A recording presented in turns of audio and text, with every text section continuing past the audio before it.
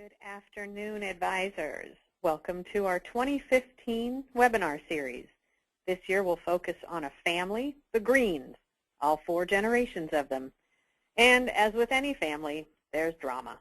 They're bold and beautiful. They're young and restless. We'll paint their portrait of risk and look at ways to protect the family and the family business.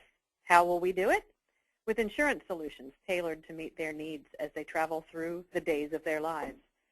They all have just one life to live, but that life will be filled with glee at times and with passions at others. But through it all and across the generations, they have a guiding light, a trusted team with you, their fee-only financial advisor, and LLIS, the advisor's insurance advisor. Each month's series will last about 50 minutes. The narrators of these hour-long series know that you'll have burning questions, and since these are performed in front of a live audience, feel free to be interactive. Type in your questions and we'll do our best to answer them timely or at the conclusion of the show. Today's episode is being recorded and will be posted to our website within a week in case you missed a pivotal moment in the story.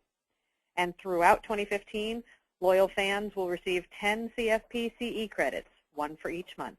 The more you tune in, the more you know. Today's narrator constantly monitors the insurance and financial services industries to continue building the LLIS dynasty. He joined the LLIS cast in 2003 with his CFP and MBA and has been our executive producer as president and CEO since 2013. He's brought our ratings up with membership in the National Association of Insurance and Financial Advisors and speaking engagements at NAPFA, ACP, Garrett Planning Network, and other organizations seeking insurance-related education. And he keeps the drama down by asking for full transparency from our advisors and clients. No secrets and lies. And now to introduce our characters is our own character, Mark Maurer.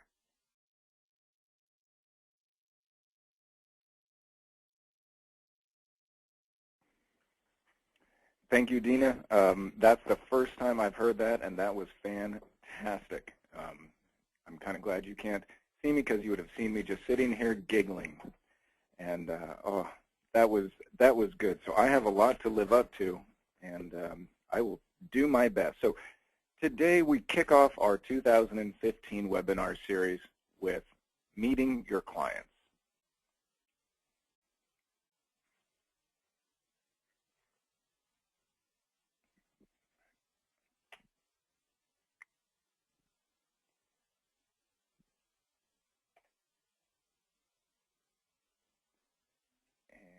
And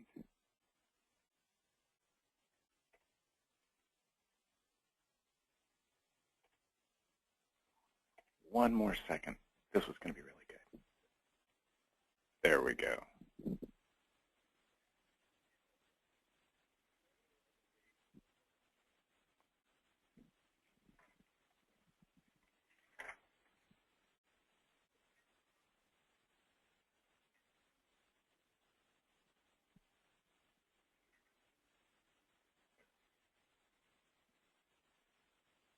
And so like any good drama, any good soap opera, we have multi-generations of people. We have one large family. I think it was Dallas, where you had the one family, and this person was married to that person, and they had these kids, and that person was with this person. We have our Greens. They're a little more wholesome than the people from Dallas or many of the other, the stories, as my grandma called them. But we have the Greens, and for our 2015 webinars, these are going to be your clients, the Green family, 4 generations of them, as they move through the phases of life with different financial needs as they seek to protect against uncertainties and deal with upturns and downturns. And they're a pretty cool family, actually, and let's get to know them a little bit better. And so to help keep people in, keep everybody in your minds, keep them there, we have the A's, the B's, the C's, and the D's. It's kind of a neat little thing. So our first generation, Andrew, with the A, he's the patriarch whose wife Julia died from a long bout with Alzheimer's disease 3 years ago. And for Andrew, these are all his children, even though they may have married into the family, they are all his children. And we have the second generation, his kids, the B's, Barbara, who's a retired yoga teacher, and Ben, who's a small business owner. And Ben is married to Mary. And anyone whose name doesn't start with an A, B, C, or D, married into the family. And the third generation, Barbara's kids are Claire, who's married to Tony, an IT consultant, and Cameron, who has Down syndrome and lives in an adult living facility. He had just moved there, and they didn't want to interrupt his new routine, so he's not in the group family picture. And Ben and Mary have Carl, who is married to Jenny. Carl's in the family business with his dad, and Jenny's a school teacher. And lastly, we have the fourth generation. Claire and Tony, between them, they have 3 kids. Deidre from Claire's first marriage, and David and Daniel from Tony's first marriage. And Diana is Carl and Jenny's daughter.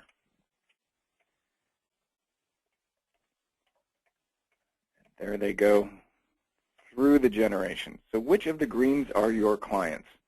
We hear from financial advisors all the time that one of their biggest concerns is figuring out how to keep the next generation as clients.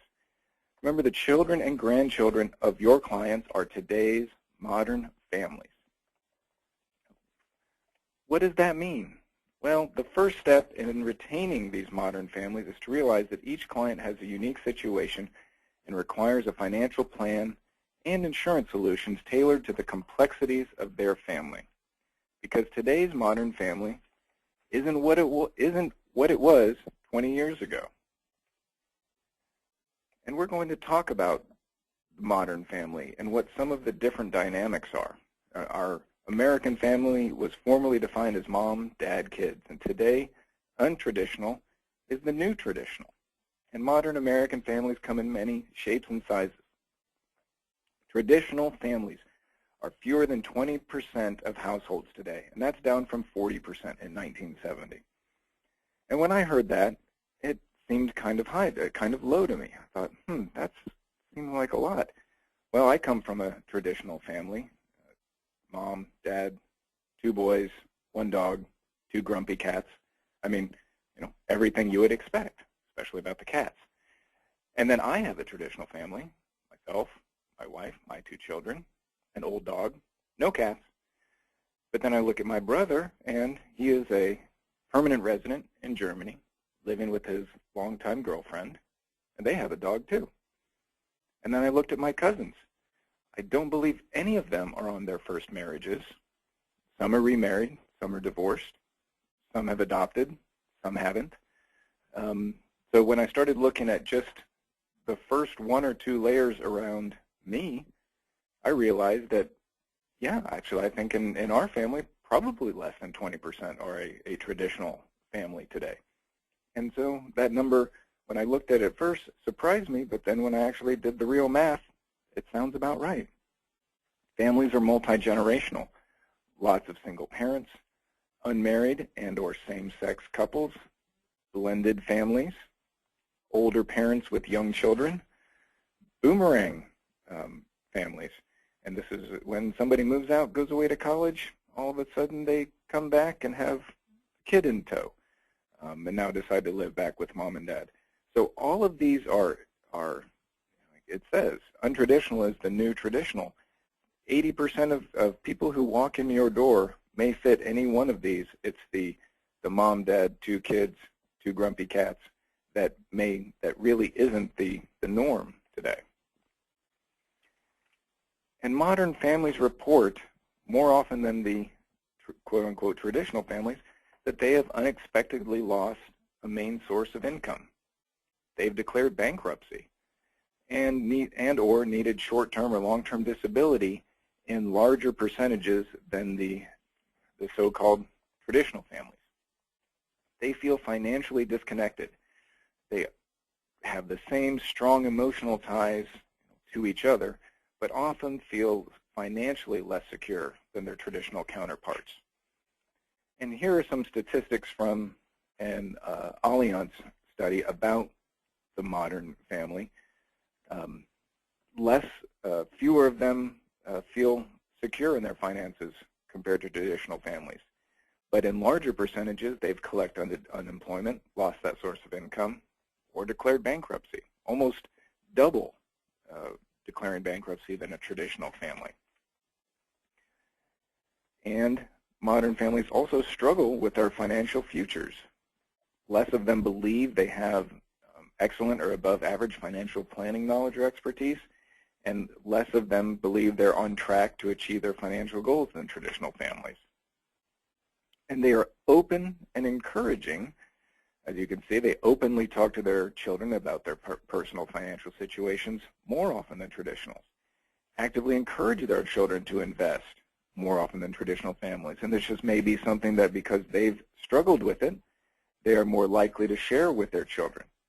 But they are less willing to seek help.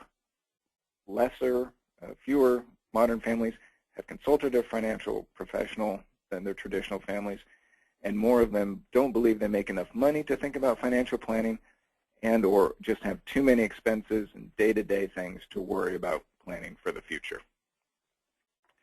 But modern families have other unique factors impacting how they approach and think about financial planning, and they want you.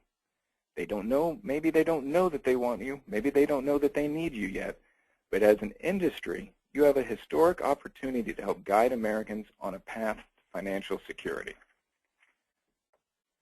So now that we've discussed the modern family, let's look at our modern family. And we will start at the top with our patriarch, Andrew. He's a widower, been retired for a number of years from his job as a senior executive in the food industry. His estate is worth currently about $12 million. Much of it is in qualified retirement accounts, which he's starting to take distributions from. These accounts are unlikely to be depleted during his life and will give rise to both income and, under today's estate tax regime, estate taxes at his death. So our April webinar is going to look at Andrew and leaving a public and private legacy.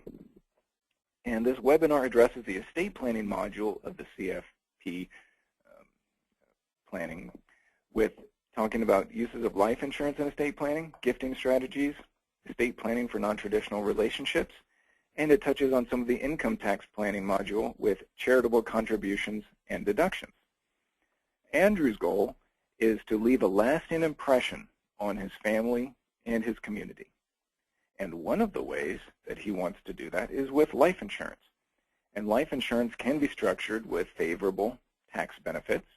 It can be structured with favorable distribution benefits to the beneficiaries. And we're going to touch on how life insurance as a way to pass wealth on to someone or something has a good to great rate of return at death. One of the things we're going to look at is the ownership of the life insurance policies. So what are some pluses and minuses to having Andrew own the policy by himself?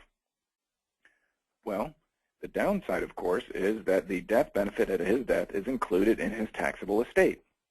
That's a bad. I could put a frowny face right next to that. But a smiley face on the other, right below it, is that he retains complete control to make changes. That's always a plus. Probably the second thing, or even the first thing we might think of knowing that his estate is worth $12 million, is to have the life insurance owned by an irrevocable life insurance trust, or an ILIT. And an ILIT is a separate entity. It has its own tax ID number, and when the policy is owned by the ILIT, the beneficiary is the ILIT, the death benefit is excluded from his taxable estate. Smiley face. The trustee controls the trust. So now Andrew, while he may pick the trustee, the trustee's responsibilities are not to Andrew, but to the beneficiaries of the trust. In this case, we'll assume it's his kids and grandchildren. And Andrew makes annual gifts, or may make a one-time gift, or he may make the annual gifts under the annual gift exemption. Now, an option that is like an ILIT but doesn't require attorneys to draft a trust, the monitoring of crummy letters every year, is to have the life insurance policies owned by his children. Well, another smiley face, still excluded from his taxable estate, and Andrew makes gifts to the children instead of to the trust, same way he would, but the kids control the policies. And once the Ben and Barbara control the policies, they can make the beneficiaries whoever they might want. And so that's something that Andrew needs to think about. Are Ben and Barbara responsible enough to have that responsibility? Because we look at the beneficiaries. If the beneficiaries are the children and Andrew dies, Barbara and Ben have unfettered access to the cash. If it's $1 million, they can take that $1 million policy and, as Jerry says, go to Vegas, put it all on black, and either have $2 million or zero. With an ILIT, the trustee, being that independent person, gets to distribute the death benefit of the life insurance policy per the trust parameters. And so Andrew can set this up however he wants. He can set it up for MESH or HEMS, for all of you who studied for the CFP exam, maintenance, education, support, health. Or he can throw in things like when one of the kids, I always forget the names, Carl, when Carl gets his master's degree, he gets $50,000. And if Deidre marries somebody with a name that starts with M, she doesn't get anything. So he really can control from beyond the grave with the trust. But beyond some sort of wacky things, the trust really does protect that cash value, or the death benefit and the money in there in the trust, and it protects the beneficiaries of the trust from creditors, predators, and divorce. Now, Andrew may also have charitable intentions, and there can be a life insurance policy owned by the charity, or the charity is the owner and beneficiary. And Andrew gets a current deduction for the premiums to the charity. So that's what he gets there. If the life insurance policy is owned by Andrew, Andrew owns it, but the charity is the beneficiary. A plus here is that Andrew can change. A charity is never going to change its beneficiary away from itself. And if Andrew all of a sudden wanted the charity to be the University of Florida and didn't like the new coach, he can change it to somebody else. Can't do that if the policy is owned by the charity. And Andrew's estate gets a deduction it only gets a deduction at death in the amount of the death benefit. So a much larger deduction, but he doesn't get to deduct the premiums in the policy because he owns it. But he should be able to contact the boosters, his church, his synagogue, and get a deferred gift recognition. And this is usually a plaque somewhere that he gets a notice that he is planning on giving that place $1 million at his death. And you sort of get some extra utils for a big number like that, even though it may not be today. So we move away from Andrew and move now to our second generation. And Ben is the first one of the second generation that we start looking at. Ben and Mary are married. They're both in good health and have the one son, Carl. Ben owns a successful manufacturing business, and he's transitioning the business in 10 years to Carl. They have a modest estate, but limited retirement funds. Like a lot of business owners, and especially someone in the manufacturing business, a lot of money is going back into the business, into inventory. So the business is his largest asset by far. So they have limited retirement funds, but the business provides good cash flow for now. And in May, we're going to talk about how to speed up protection when your clients start thinking about retirement, even though they've gotten a late start. Because Ben's been focused on his business and not retirement. And so he's going to be transitioning from the idea of transitioning from earning to spending. We worry so long about wealth accumulation, we're getting to the point where we're now starting to think about depleting it and using it when we're not working anymore. In May's webinar, we'll cover the insurance planning principal topic of the CFP courses with long-term care insurance, insurance needs analysis, business uses of insurance, and annuities. And we'll touch on some of the retirement planning principal topic with investment considerations for retirement plans and retirement needs analysis. So we're moving from earning to spending. So they've built up their nest egg. how do we ensure that clients don't spend down that nest egg if they need long-term care in the future?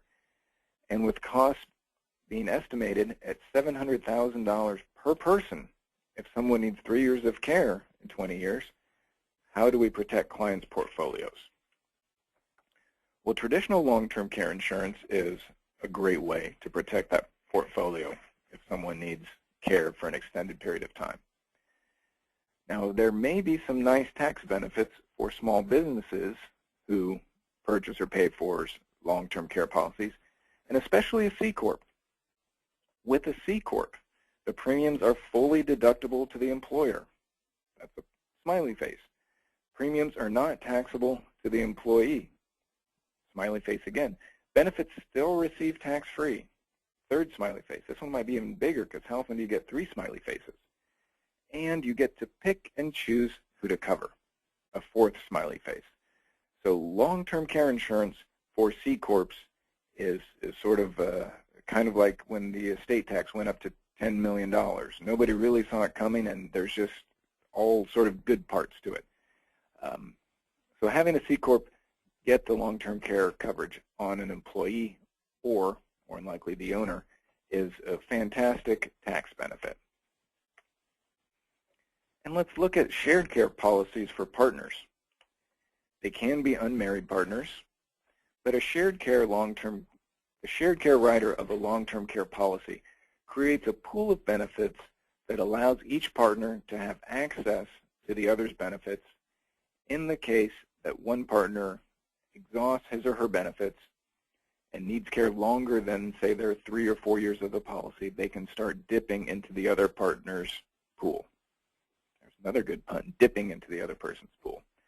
A neat part about this is that when one partner dies, that part's not neat, but with the policy, when one partner dies, the survivor gets to keep his or her benefits, any unused benefits from the spouse's policy, and the premiums revert to just what the survivor's premiums would be.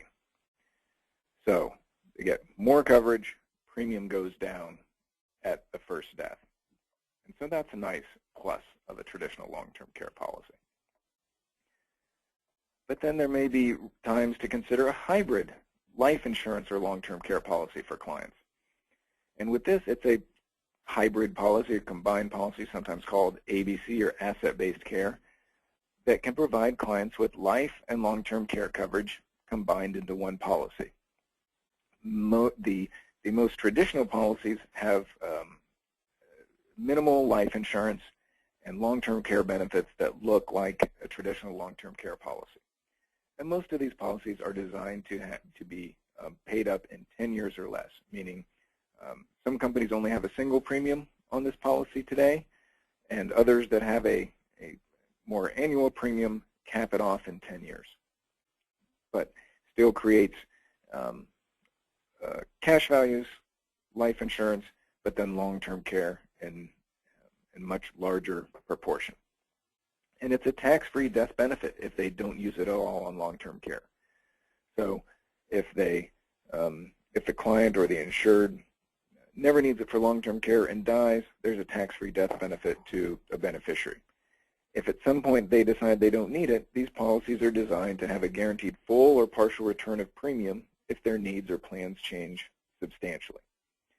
So there's a long-term care pool if they need long-term care. There's a death benefit that passes on to beneficiaries if they die without needing the long-term care, or if they needs drastically change, then there is often 80 to 100% return of premium of the premiums paid after the policy's been in force. So another way to get out of the policy. So which option is correct? Well, it depends on the client, and it depends on things like their cash flow, what assets they might have, the different needs. Do they worry about a death benefit or having a cash value, or are they worried about running out of money?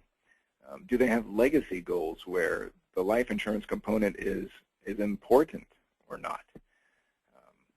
Assets, do they have already an existing life insurance policy with cash values that could be used in a 1035 exchange into a new hybrid policy. So all of those are things that depend on the client, the need, and which type of policy may fit best.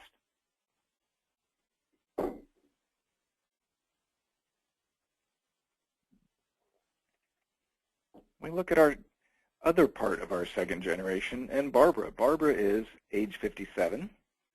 She has 2 children, Claire and Cameron, and she's separated and involved with several local community and arts organizations. But she has limited assets, and Andrew has been helping her with additional income since her husband left.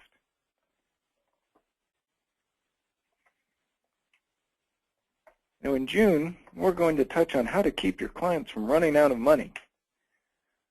One of the ways to look at that is to have a guaranteed income using immediate annuities during her retirement years.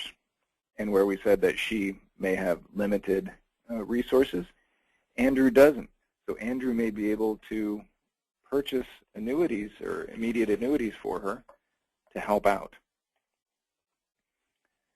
And Barbara was the one who provided care for her mother, Andrew's wife, for years before her death. So she really sees the need for long-term care coverage.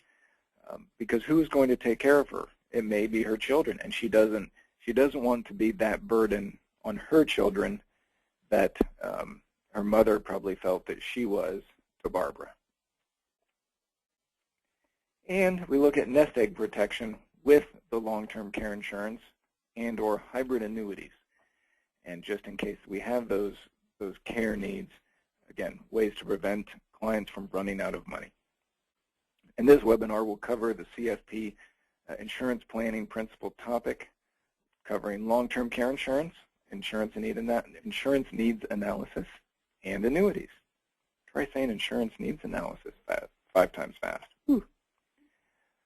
So Barbara is going to have a guaranteed income. And retirees with a guaranteed income stream are far more confident about their finances. And they are also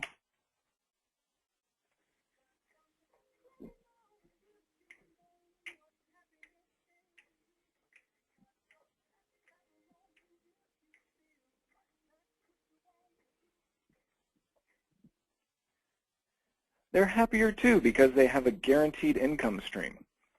And this is from a Time study. The retirees with a traditional pension are more content than those with the same level of wealth but no pension. And retirees who have both a pension and a 401k are even happier. Now, that just makes sense to me as someone who likes knowing what my budget is, what my income is going to be every month. I think having that annuity, that income stream that I know exactly what it's going to be, creates that. So an immediate annuity can be that, you may see it called a private pension. But immediate annuities will do that because you know that the client can't outlive that income stream. Now looking at Barbara, we have other considerations as well because she's a single female. And 80% of single females die alone. And this is nothing other than the fact that women live longer than men. And the average age of a widow is 59. And even though I've heard this a couple of times, that still surprises me as well. But the fact that women outnumber men in nursing homes 4-to-1, just because of what we do, and we look at how female rates are lower than men for life insurance, and we know that women are going to outlive men. And so they outnumber men in nursing homes 4-to-1. All of those things have contributed to most insurance companies increasing premiums on traditional long-term care policies for single women. Why? Well, if you're alone, you will probably use your policy faster and more often and to a larger amount than if you have a spouse, a partner to help care for you. And because women outnumber men in nursing homes 4-to-1, it's much more likely that a woman is going to use their long-term care policy than a man. And so insurance companies had unisex rates for many years on traditional long-term care policies, and recently, probably in the last year or two, have repriced for single women.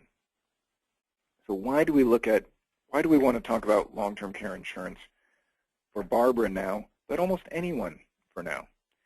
Well, one, get it while you're younger. Rates are lower when you're younger. I think rates for almost everything are lower when you're younger, except probably when you're 16 and you're driving. That one, younger, isn't good.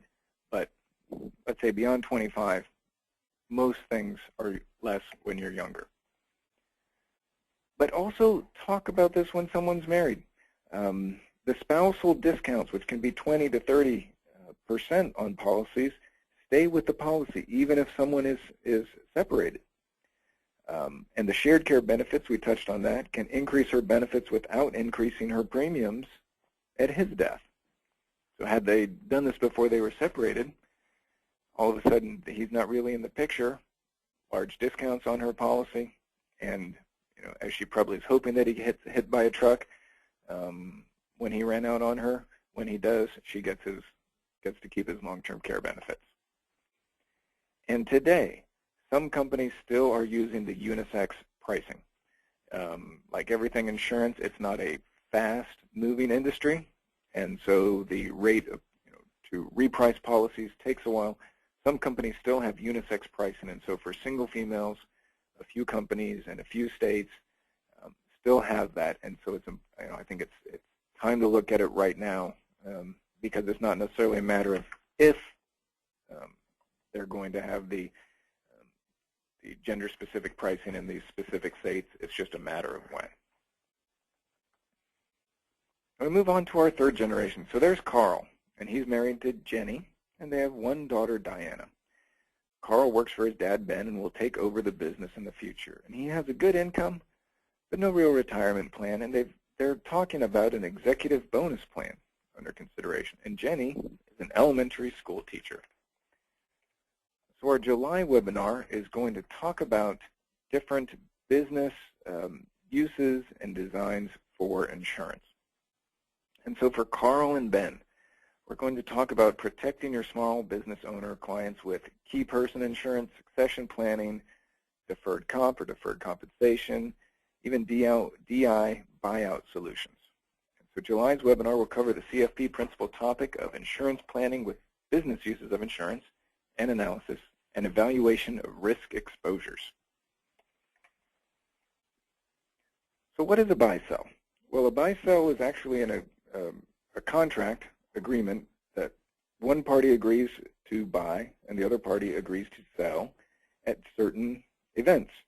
The first one we usually think about is at death, but then a close second is disability of an owner.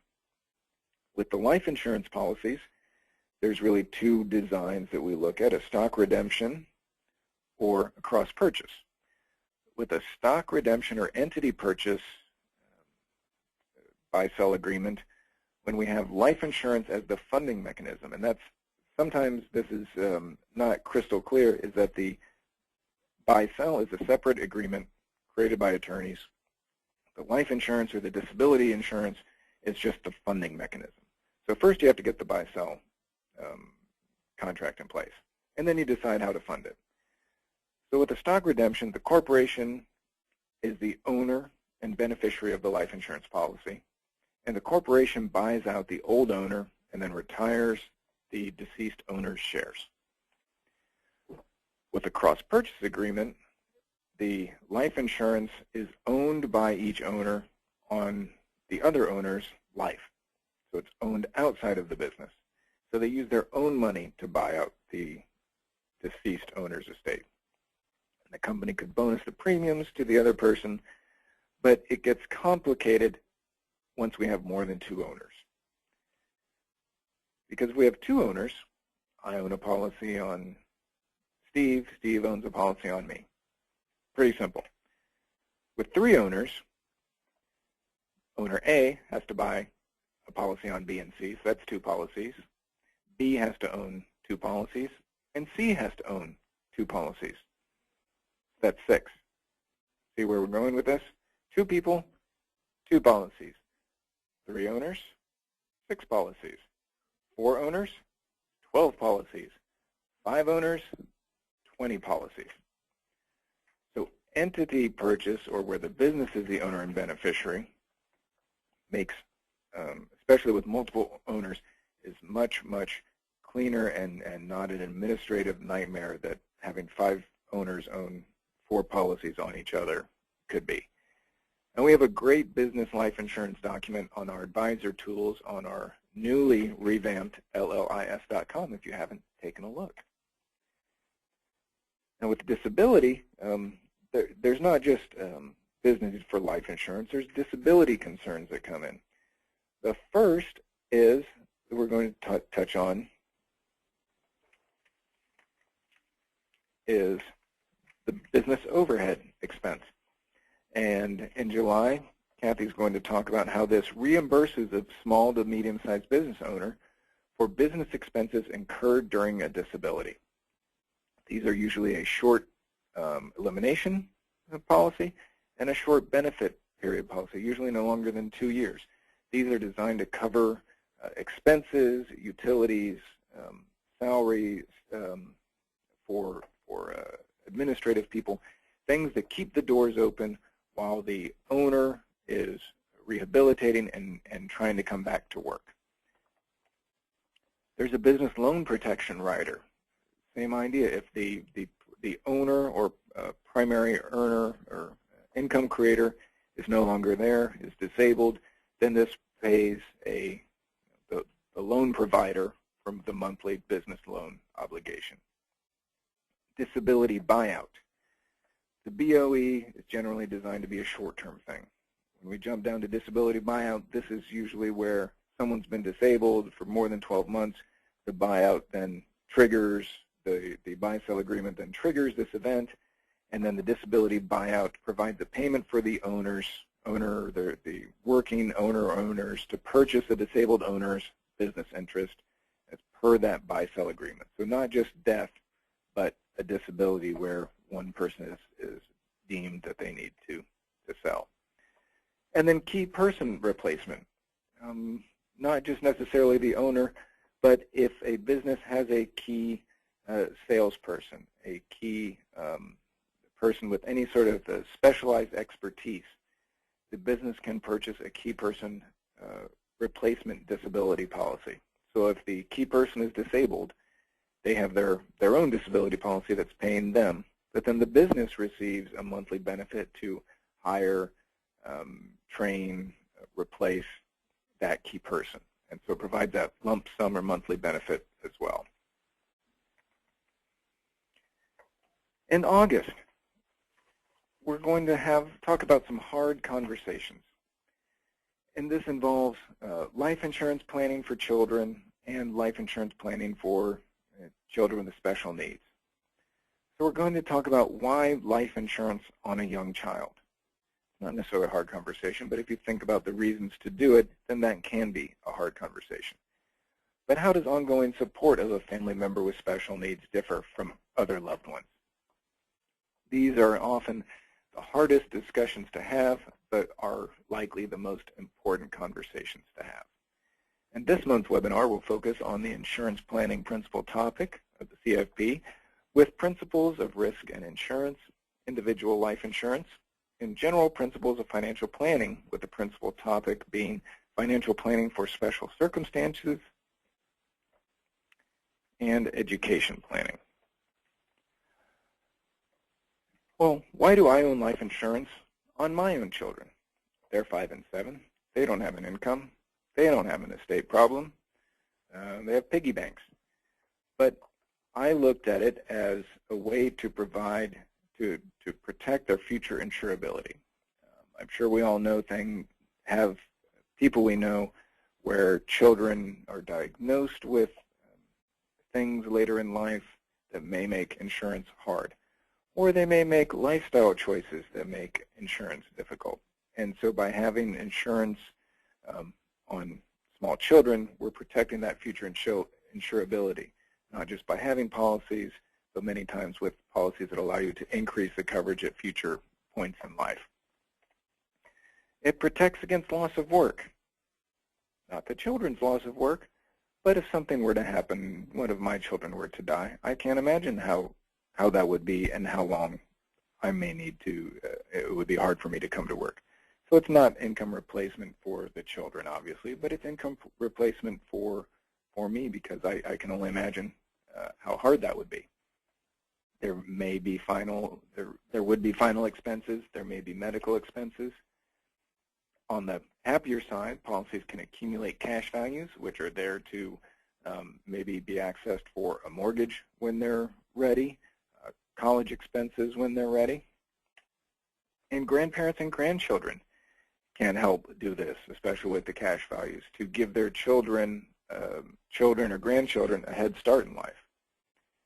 Because Andrew thinks of all of them as his children, not just his direct children, but Andrew, being the patriarch, being well off, really wants to make sure that everyone is taken care of. And so the idea of life insurance, even all the way down to his great grandkids, is something that he's interested in. And then when we look at planning for children with special needs, many of them have normal life expectancies. And 1 in 6 U.S. children have some sort of developmental disability. And like Cameron, individuals with Down syndrome, the life expectancy many times is even to age 60.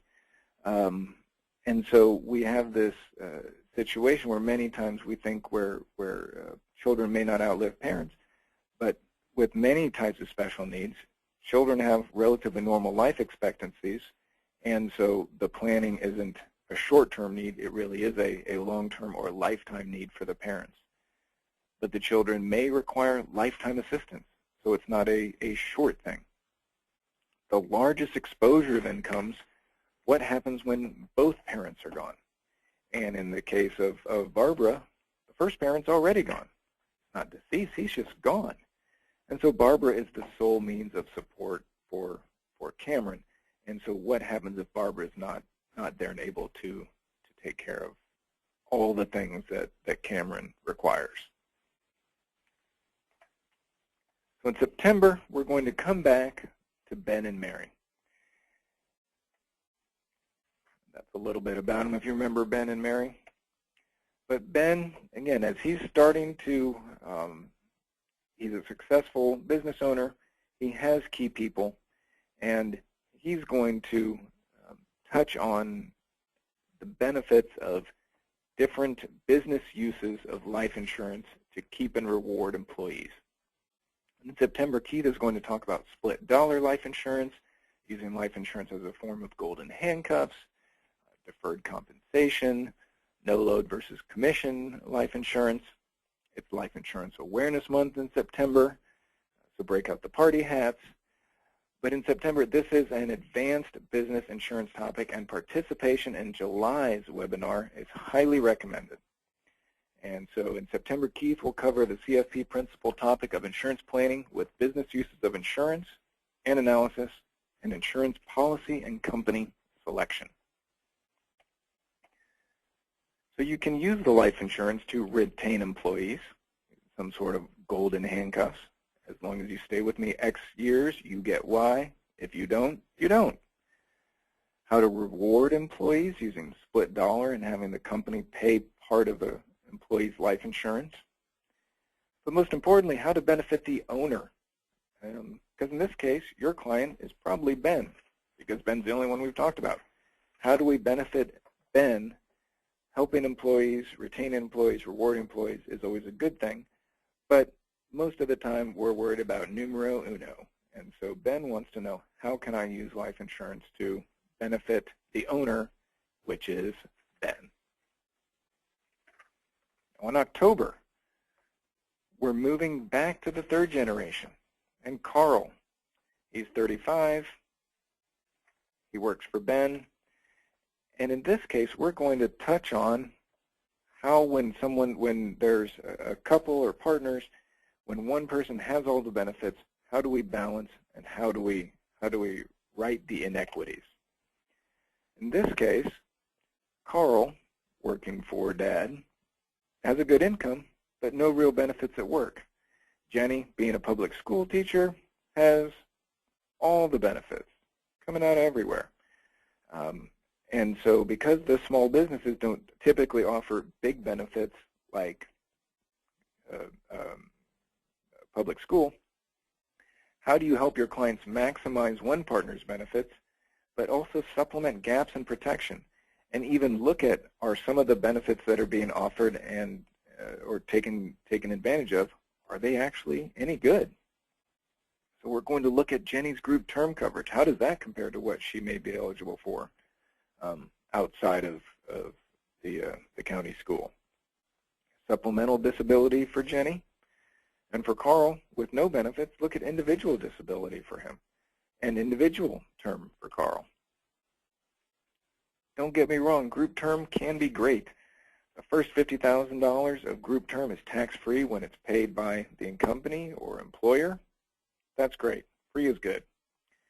And then if an employer decides to pay for any amount over $50,000, then the employee is taxed on that amount. So they don't pay the premiums, they're just taxed on the premiums. So 1, free is good. 2, tax on premiums instead of paying premiums. Most of the time it's pretty good. Why do I say most of the time? Well, these costs increase every 5 years. And because they're a guaranteed issue versus fully underwritten, if someone's in good health, the costs may not be that great. And because these rates increase every 5 years, it's generally very inexpensive when clients are in their 20s, 30s. But as they get into their 40s and 50s, the prices jump. So it really needs to be reevaluated. And then we look at the group versus individual disability insurance. Now again, lots of times when a client has a group DI policy paid by their employer, there are some things that we might see as negatives. It may not cover their bonus or commission. If they get the benefits, it's taxable. But still, somebody's paying for it. And so all of that's pretty good. So we look at supplementing a client's group disability with individual coverage that has extra benefits like multiple riders, non-taxable benefits because they're paying for it out of pocket, the ability to increase more than the 60%, the ability to include income and or bonus and commissions. So all of those things are having the group by supplementing with an individual policy is a great way to fill in any of those gaps. And then for Carl, who doesn't have the disability benefits at work, having his own DI policy gives him the best of all the policies. In November, we're going to move or touch on our third generation. We're going to touch on Claire. And she's married to Tony. They have 3 kids. They're Gen Xers. And Claire is a stay-at-home mom, and Tony is a self-employed IT consultant. And in this case, Tony and Claire, they're a blended family. At this point, they don't have any kids of their own. They're a modern-day Brady Bunch, just not with 6, and not all blonde. No, just double-check. So in November, we're going to look at insurance challenges of unusual occupations and non-working partners. And our November webinar will focus on the CFP principal topics of general principles of financial planning for special circumstances, and insurance planning with analysis and evaluation of risk exposure, DI life insurance, insurance needs analysis, insurance policy, and company selection. Whew, a lot there.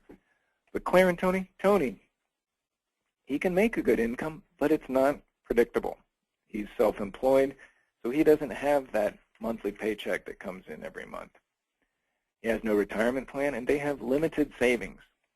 And so they have insurance challenges, possibly looking at what can we do for stay-at-home mom and dads. Insurance challenges for self-employed consultants who don't have that steady track record of earnings. And we're going to touch on sports figures and some of their challenges and high net worth clients. How can you meet the challenge head on to help all of these different people and help them to create a plan of action? Well, we're going to look at life insurance and term layering. We're going to touch on disability insurance and how to get insurance on stay-at-home parents. Actually, they don't really stay at home. They're out and about and running all over. So non-employed spouses and critical care insurance. So why term? Why is term such a great vehicle to provide for income replacement for our families? Well, term has an expiration date, and so do lots of other things in life. Our kids at some point will not be minors anymore.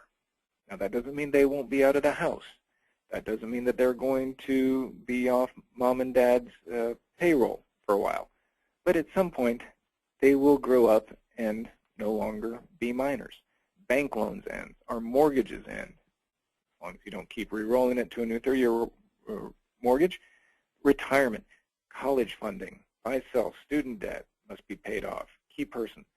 Term is great for all of these things where we can say if A, B, and C keeps happening, then the mortgage will be paid off in 20 years. The kids will be out of the house in 15 years. We plan on retiring in 30 years. So term gives us a way to tie those specific life events to life insurance, and then when we layer different term policies, it saves clients money. So as time goes on, Tony earns his income, he saves for retirement, they pay down the mortgage. So the need for future income replacement declines as they have fewer years of income to replace.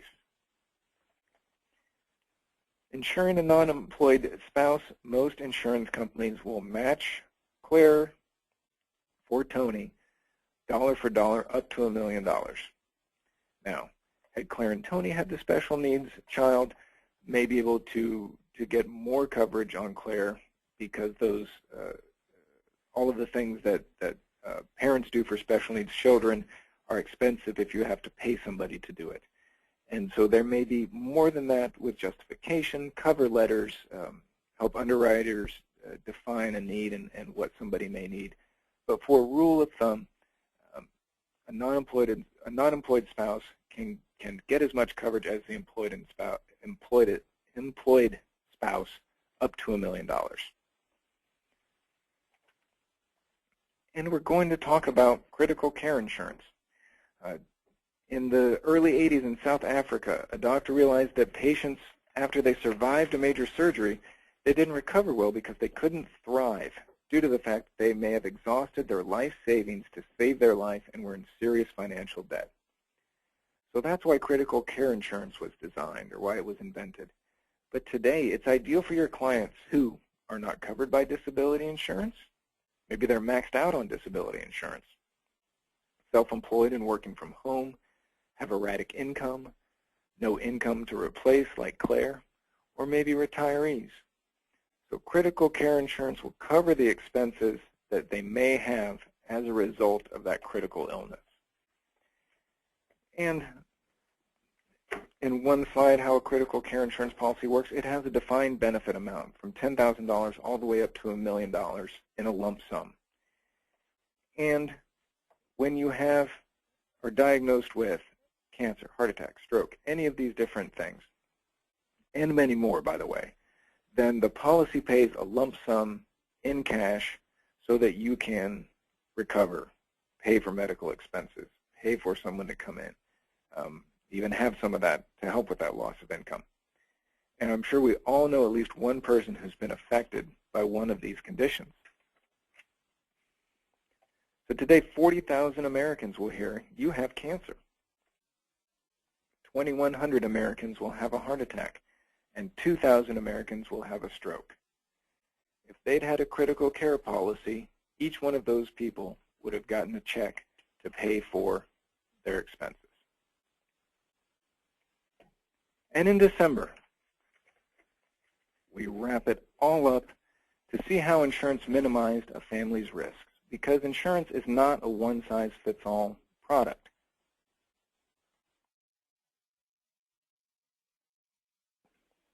The same way that your clients are not a one-size-fits-all client.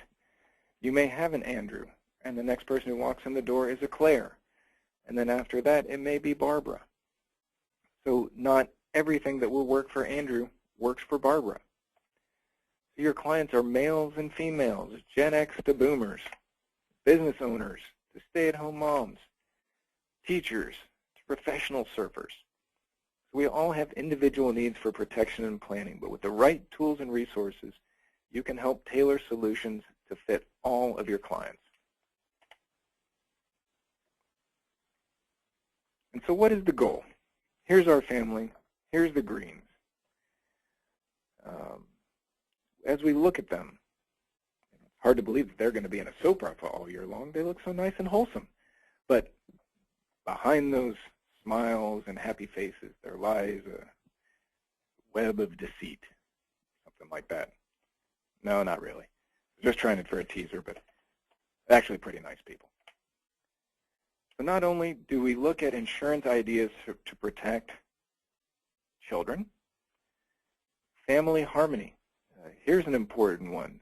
Andrew is thinking about providing for Barbara because A, she doesn't have as much, and B, because she helped take care of Andrew's wife, her mom. Using insurance can help with family harmony just to make sure that there aren't hurt feelings. Probably more importantly is to have conversations and discussion with the family to make sure there aren't. But it's a way to create family harmony, create financial stability and protecting against losses of income, provide business continuity, and help with charitable intentions. But the reason we do it all is for the fourth generation, for Daniel, David, Diana, and Deidre. They are the ultimate beneficiaries of the family planning. And so while Andrew may look at passing assets on to Ben and Barbara, we do look at all of this planning as to see not just this generation, but the next generation and the next generation. So all of this isn't done in a vacuum. The fourth generation, and these are Andrew's great-grandchildren, so all the decisions that he's making will trickle down to them. And so as this fourth generation move through the phases of life, they're going to see what happened to their parents and grandparents and great-grandpa. And as they move through the phases of life, they will have their own insurance needs as they seek to protect against uncertainties and to deal with upturns. So, join us next month for Leaving a Public and Private Legacy, starring Andrew the Patriarch, narrated by our own patriarch, Keith Maurer, CLUFLMI, April 21st. So tune in to find out, will Andrew leave anything to his kids, or will he leave it all to the American Cheese Society? I hope everybody enjoyed that. That was fun. Dina didn't know I was going to do that, so she's sitting back here kind of giggling, kind of shaking her head. But did you know, if you haven't, go on to our new website. It's exciting. It's been months in the making. We're really excited about it. We've revamped our website with a lot of input from all of you about things you'd like to see and how it would be helpful for interaction with you and your clients. And we have a new Policy Matters, and it will be coming out within the next week or two. And hope to see many of you soon, either at the NAPFA conferences, the Garrett Retreat, the first XYPN conference, or the ACP conference, all coming later this year. And for those of you who may have not heard about us before, or this is your first time tuning into our webinars, I promise next time I won't do my movie announcer voice. Actually, I don't make that promise. That was pretty good. We do free monthly webinars. So the first thing, one of the things that makes us different from the other insurance people you may have touched base with in life are the free monthly webinars, like the Green Family Journey through the rest of 2015. But we're also not your competition. We don't do financial planning. You don't do insurance, and never the twain shall meet. But we work together to be your insurance support. We call ourselves the Advisor's Insurance Advisor because we want to help you and your clients find the best things that fit their needs. Our only clients are family advisors. We save advisors time and your clients money. We pre-underwrite to do just that, to save time when a policy application is ready to move forward, and pre-underwriting to avoid surprises in what your client will pay in premiums. We provide advisor tools and client tools on our website, and we proudly sponsor a number of different financial planning organizations. And I'm looking at the names of people who attended. I know that many of you are members of at least one of these, if not two, sometimes three. And we have product specialists in life, disability, long-term care, annuities, and the long-term care hybrids. And so it's really too much for one person to be an expert in everything, so we have multiple specialists. When your clients get insurance through LLIS, we keep you in the loop with our AIM system. So as an advisor, you aren't referring your clients into a black hole never to be heard from again. And we manage your clients' policies both now and in the future with our APE, Advanced Premium Email Notices, to let your clients know that their insurance policies, the premium is coming due. And our note systems to let clients know when they're coming to the end of their term or conversion periods. And it looks like it is 5:01. I'm happy to answer any questions if anybody would like to chime in. But at least for right now, no one's typed anything in. So I thank you all very much. I look forward to having you tune in all the rest of 2015. And thank you again.